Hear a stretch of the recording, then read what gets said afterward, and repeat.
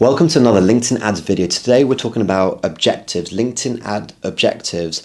And the reason why this is so important is because the objectives that LinkedIn gives you are not what they seem. So I just want to show you exactly what they do and how to use each one, because there are some that you should avoid and there are probably two only that I would use very consistently. So definitely check this out. In the meantime, subscribe and hit the bell button and let's jump in. So in this module, we're going to be talking about objectives. This is the first decision you're going to have to make when you open Campaign Manager. They're going to ask you, what is your objective with your campaign? And as you can see here, it's split up into awareness, consideration, conversion. It's pretty, for those of you who do Facebook ads, it's exactly the same pretty much as Facebook ads, except if you do have experience of Facebook ads, you're going to have to unlearn stuff because it's not actually the same. Like, LinkedIn is quite funny in terms of what their advice is and what looks like it should be. I'll go into this a little bit more in more detail, but generally speaking, LinkedIn can be very misleading with what they communicate and what is the reality. So generally speaking, I know this is hard to swallow maybe, but I wouldn't take LinkedIn's own advice on what they suggest in many occasions. This happens throughout what they say, even with its budget and scheduling, which we go over, you generally have to ignore it because it can be very misleading, and sometimes it kind of feels like they want us to pay more within the budget and scheduling part. And it's the same with the objectives. It doesn't always refer back to what it looks like it is. So let me go over that in a little bit more detail now. By jumping in, we're going to go through one by one and really understand why we would use each one. And be warned, some of them I will never ever use and recommend that you don't ever use them either. By never, I don't mean never, because the platform's constantly changing. But for now and in the immediate future, from what I understand, this is where we're at. And so let's jump in with brand awareness. Right, so brand awareness is based the same as engagement. So these two are super similar, except brand awareness does not allow us to bid by CPC, cost per click. It only allows us to bid by CPM, cost per mil. So generally speaking, if you are looking for a top of funnel brand awareness style campaign, I would not use brand awareness. I would use engagement and bid cost per click. The reason is, we'll go over this in more detail later, but generally speaking, you only want to bid by CPC to start with. And when you see your campaign's doing really well and you have a very high click-through rate, then you can switch it to CPM. But bidding with a cost per mil right from the get-go is a bit risky, because you're just going to be paying for every impression, even if your click-through rate's very low and the engagement in the ad you have is very low, or the offer. It's going to be hard for you to really understand. Well, you will see very quickly that your click-through rate's low, but you're going to be paying nonetheless, so you have less control. So I'd always start with a cost per click, because it's the least risky one, and you're only really paying for when someone actually clicks on the ad and does what you want them to do. So generally speaking, we're ignoring brand awareness. This might change in the future, but for now, we don't really need to look too much into brand awareness. The next one over is website visits. Website visits is probably the top two most commonly ones we're going to use: website visits and lead generation. So website visits is when we want someone to take action and lead them off from the platform, off from LinkedIn, to a landing page.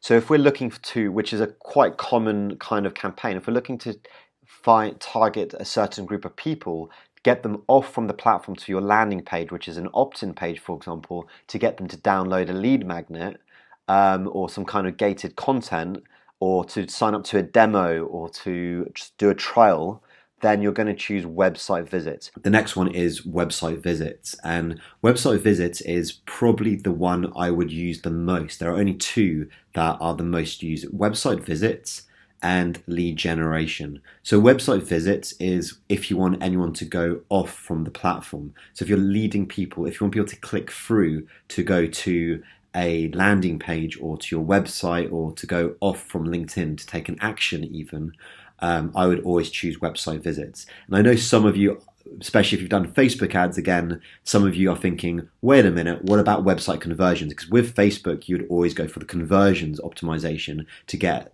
by far that always works with Facebook, to my knowledge and to how I've been doing it myself on Facebook. So conversions work always so much better than traffic, which is the equivalent of website visits optimization on Facebook. But with LinkedIn, you have to unlearn this, because basically website conversions in the future might do what it says. It might, the whole point of website conversions are, with Facebook, it works because it has enough data. It has a lot more data than LinkedIn. LinkedIn just doesn't have the data. So with conversions, the way it should work is that it should optimize for people taking action once they lead to the landing page. So if you want them to fill out a form and exchange, in exchange for gated content, they give you their email address. That's the conversion. That's the action you want them to take. So, in theory, this is what you should be clicking, but that doesn't work out on LinkedIn. So generally speaking, again, website conversions is one I wouldn't use for now. I mean, in the future, this might change, but I would totally ignore this for now. If your prime objective is to get someone to go off from platform to fill out a form or to take an action to, for example, sign up to your demo or some kind of trial, then website visits is the one you want to do. So the engagement optimization does what it sounds like. It basically, if you can pick a post or you can make a post on LinkedIn, but this is only from your company page. So if you've got a post on your personal profile, then you can't boost it via this optimization. It has to be your company page, which is, I kind of feel like that should, in the future, they should um, introduce it happening on your personal profile also, but it's only for your company page posts. So if you do have something on your personal post you want to get more engagement for, then you're going to have to repost it on your company page. So this is the optimization you'd pick if you want, for example, to increase your followers or any other engagement, such as to like, comment, share, follow your company page, and to click through to your company page. So any action you start paying for. And this is quite this is one of the cheapest cost per clicks or cost per actions there are on the platform, but it's still not that cheap considering someone's literally just liking. But we'll go into a little bit more detail. Video views is a really interesting one. It is, again, like how it sounds. It's if you have a video and you want to get a lot of engagement, you can bid on this by cost per view or cost per mil. What's great is that finally LinkedIn has introduced remarketing on video views, which means you can actually remarket people who have watched your video. So video views has been relatively useless without the remarketing with it. So this is quite a new thing. So finally we can remarket to anyone who's engaged and viewed our video. So video views is finally something that I'm using. Before, it's something I would generally see a bit pointless if you can't remarket to the people. You can't just remarket to the people who have engaged with your video in some format or watched a certain percentage of your video. So finally we can do this. So this is great, and there's a utility to this optimization. But if you are really keen on pushing a video on the platform, you can also actually just use website optimization, website visits optimization, and choose a video, choose the video ad format.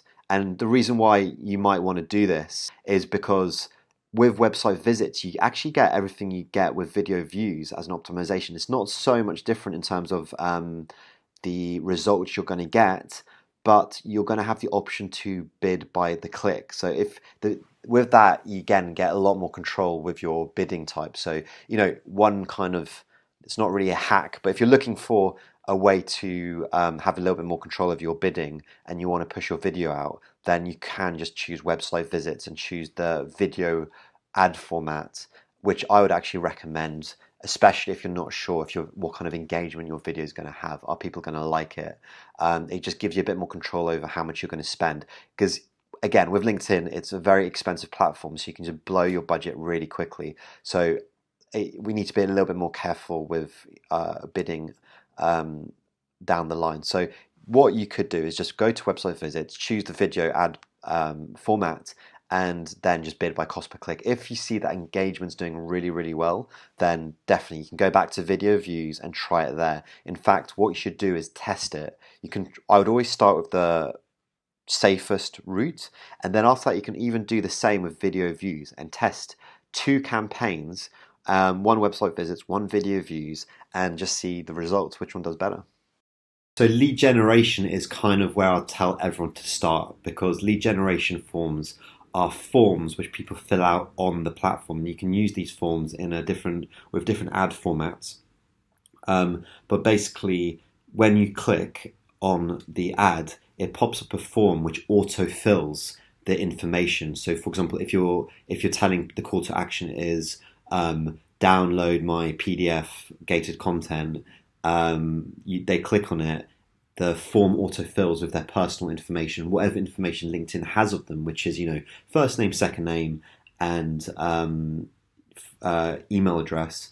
A lot of the email addresses are not their work email addresses, because when people signed up to LinkedIn, they didn't necessarily sign up with their work email address. They signed up with their personal email address. But this is great if you're collecting email addresses and you want to retarget them on Facebook, because a lot of people ended up signing up to both with the same email address, which is helpful if you want to remarket on Facebook.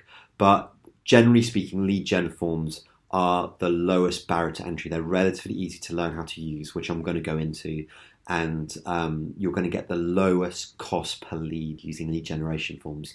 The downside being that they won't be as high quality. With Facebook, I would pretty much never use lead gen forms, just because the quality is so low. The quality can be low anyway, and it's even much, much lower with lead gen forms, because it's just so easy to click. It's a couple clicks, the form's auto-filled, and then they forget about it and they move on. It's quite easy just to forget that they even did it.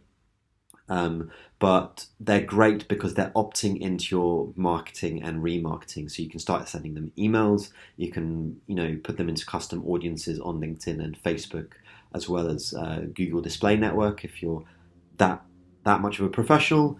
But lead gen forms are definitely the first place I would go to start generating the cheapest leads and the highest good quality leads compared to, say, Facebook, but the cheapest leads you can get on LinkedIn. So as mentioned, we don't really need to go into too much detail about website conversions, because at the moment I would choose website visits over website conversions every single time. And the job applicants, I honestly do not have that much experience using this, but generally my understanding is if you're looking to